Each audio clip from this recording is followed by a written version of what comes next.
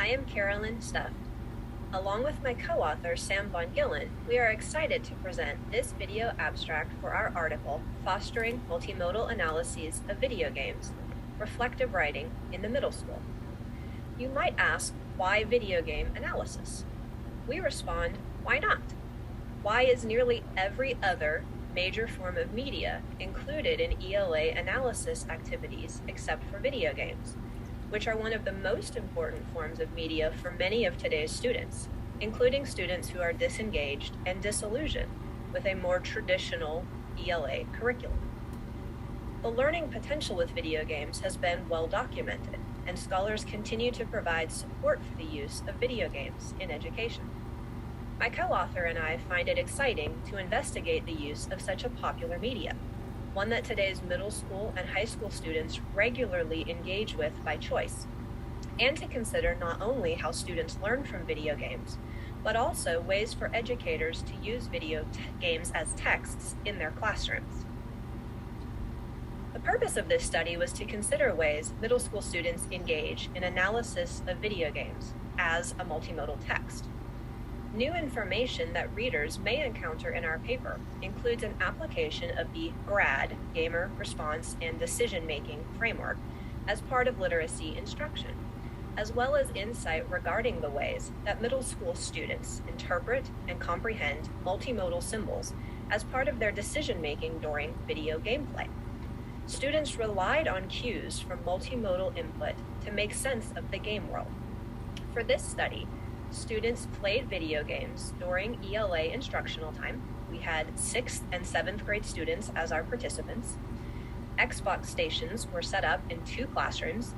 The students were able to choose from the video games Minecraft Story Mode Season 2, and LEGO Worlds. For each day of data collection, students played video games for 30 minutes, followed by engaging in reflective writing for 30 additional minutes. We ended up with 124 individual student reflections, each of which was typically 1 to 2 pages.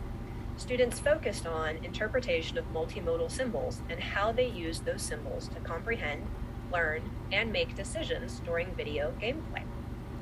Students interpreted the multimodal input as part of their understanding of the game, which impacted the decisions that they made.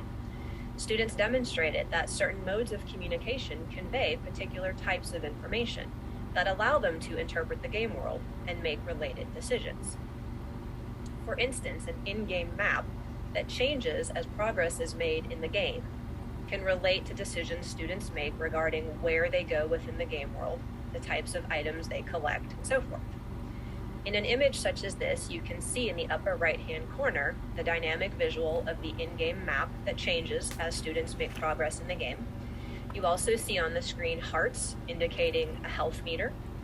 You see instructions to hold the Y button. We see a glowing treasure chest. These are the types of multimodal symbols that students observed and interpreted in the game and used as they made decisions.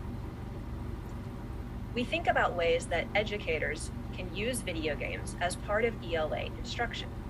In our article, we provide takeaway messages from our study, including specific suggestions for how video games themselves can serve as texts, such as through literature circles, as well as through use, as we did in our study, of actually playing the video games and then having students engage in reflection, whether that be writing or through whole group or small group discussions. We consider ways that video games can serve to scaffold students' critical thinking and analysis skills. We also think about the way that these skills can apply to other forms of media in the classroom. Additionally, we provide specific connections with Common Core state standards for reading and writing as relates to the use of video games as multimodal texts. We hope that you enjoy our article.